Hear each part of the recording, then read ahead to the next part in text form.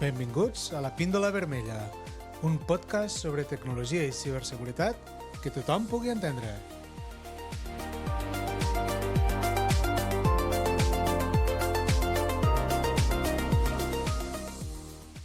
Benvinguts a un nou episodi de La Píndola Vermella, introducció a la protecció de la vida digital. Avui comencem en una història de terror. A més, ens pot resultar familiar. Imagineu en Joan. Joan és una persona que, com moltes, no vol complicar-se la vida en contrasenyes. Per això utilitza sempre la mateixa. Sí, per a tot. I, per a no oblidar-la, té escrita esta joia de la seguretat informàtica en un pòst-it que descansa tranquil·lament al costat del seu monitor de la feina. Joan treballa de cara al públic i diàriament atén a molta gent. Però un dia rep un missatge del seu banc. Hem hagut de retornar un rebut de la llum per falta de fons al seu compte corrent. S'estranya, però si em van ingressar la nòmina abans d'ahir. Com pot ser això? Pensa el nostre amic Joan. Decideix comprovar el seu compte corrent i descobreix que el seu saldo del compte està més buit que la butxaca d'un polític honest. Això és dir, Què ha passat? Pues que un ciberdelinqüent sense gaires escrúpols que va passar pel despatx del Joan i va veure la seva contrasenya no es va parar aquí. Joan recorda que el dia anterior havia rebut una trucada del banc dient-li que necessitava confirmar una sèrie de dades per a una auditoria de seguretat. Com que no m'heu vist, ja he fet com unes cometes amb els dits aquí, Auditoria de seguretat, incloent el codi de seguretat que el banc li acabava d'enviar per SMS. Joan, confiat, què és el que va fer? Pues va donar el codi. Claro, és evident que qui estava trucant no era el banc, sinó el ciberdelinqüent, fent-se passar pel banc. Havia vist la contrasenya del Joan al costat del monitor i no li va costar gaire saber quin era el seu nom d'usuari. Fent una mica d'enginyeria social fent-se passar pel banc, va aconseguir el codi d'autorització per a fer el traspàs dels diners del compte corrent de Joan a una cartera de criptomonedes que era molt difícil de poder rastrejar. Així, el ciberdelinqüent li va poder buidar el compte com que buida un got d'aigua en ple mes d'agost. En aquesta història, volem obrir l'episodi d'avui en què veurem per damunt com protegir-nos en este món digital que està ple de trampes. Perquè al final, si et descuides, la teua vida digital podria cessar de ser més ràpidament que un lloro en una botiga de mascotes dels Monty Python. La vida digital mos obre un món de possibilitats que fa poc més d'una dècada era bastant impensable. Ara bé, com diria l'oncle Ben de Spider-Man, un gran poder comporta una gran responsabilitat. Molts de nosaltres tenim la idea de que, per una banda, tenim la nostra vida normal de cada dia i, per l'altra, la nostra vida digital, quan en realitat de vida només n'hi ha una i mos agradi que més o menys la vida digital ha vingut per a quedar-se.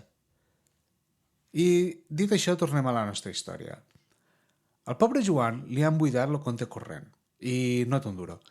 Ha comès un parell d'errors que són molt més común del que ens podríem arribar a pensar.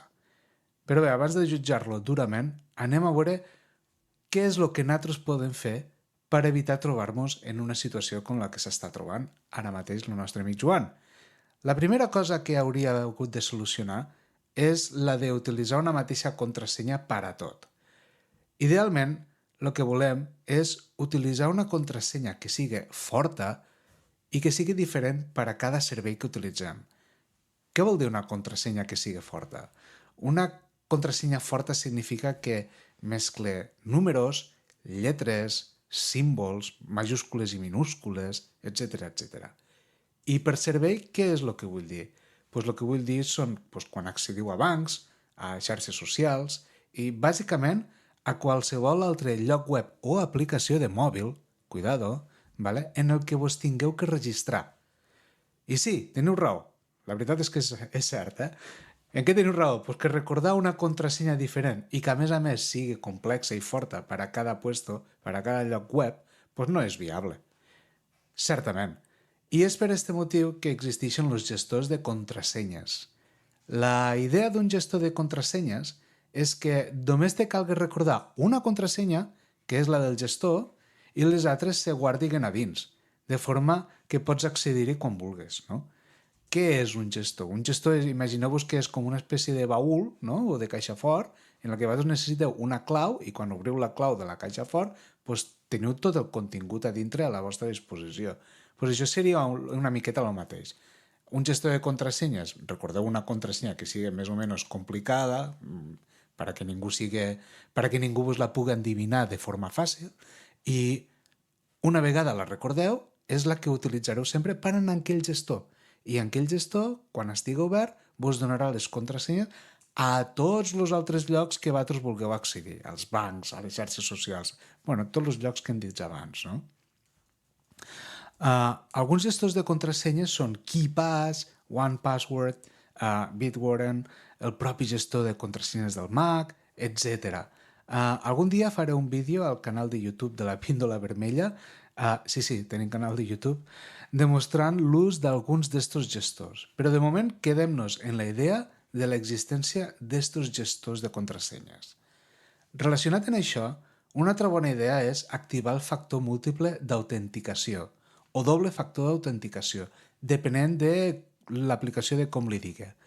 Se tracta d'un mecanisme en el que, a més d'usuari i contrasenya, també has d'introduir algun codi que rets per una altra banda, per exemple, en una aplicació al mòbil o utilitzant un SMS. Allò típic que vols entrar al banc, no? Entres al banc, fas una transferència, diuen, a veure, per assegurar-nos que sigues tu, ara t'enviarem un SMS i tu m'ho has de dir quin és el número que has rebut en aquest SMS. Molt bé, això si ho feu dins de l'aplicació del banc, perfecte. No feu el que ha fet Joan, que bàsicament li ha trucat algú per a dir-li que estava fent una auditoria de seguretat i Joan el que ha fet ha sigut tan feliç donar-li el número. Això no ho heu de fer mai. Bueno, la segona cosa que el nostre amic Joan hauria de canviar és bàsicament no deixar els pòstits en contrasenyes a la vista de tothom. Que no deixaríeu escrita la clau de la vostra caixa forta o el vostre número de compte del banc per a que tothom lo pugui veure? Pues en les contrasenyes s'aplica el mateix principi, per l'amor de Déu. No les deixem per escrit a la vista de tothom, ok? Baix del teclat tampoc val. Un altre error ha estat caure al parany de l'SMS, el que comentàvem abans. El missatge de text no ha estat enviat pel banc i els bancs, quan se posen en contacte amb tu, ja sigui per telèfon, mail, SMS, etc., no te demanen ni contrasenyes, ni codis, ni res. Esta mena de trampa s'anomena atac d'enginyeria social i és molt important detectar-los. A veure, resumint, què és? Un atac d'enginyeria social el que busca és que facis alguna cosa que normalment no faries. En el nostre cas, Joan el que fa és donar-li al ciberdelinqüent el codi de verificació pensant que la trucada ha sigut del banc. Bueno, amigues i amics, persones tots, així arribem al final d'este capítol d'introducció a la protecció de la nostra vida digital. Hem explorat els errors de Joan en la gestió de la seva seguretat digital i com estos errors poden afectar dramàticament la nostra vida quotidiana. Hem après la importància d'utilitzar contrasenyes fortes i diferents per a cada servei, a més de l'ús dels gestors de contrasenyes i l'activació del doble factor d'autenticació o múltiple factor d'autenticació depenent de l'aplicació com li digui. També hem vist la perillositat de l'enginyeria social i com evitar caure en aquestes trampes. Recorda, en el món digital, una simple acció pot tenir grans conseqüències, però estar informat i preparat pot fer tota una diferència. Ara que ja hem acabat, desconnecteu un rato i ens tornem a escoltar al pròxim episodi. Hasta llavors, cuideu-vos i, sobretot, no oblideu riure-vos una mica de la vida, tant de la real com de la digital. Au, atenció i esforçar-se!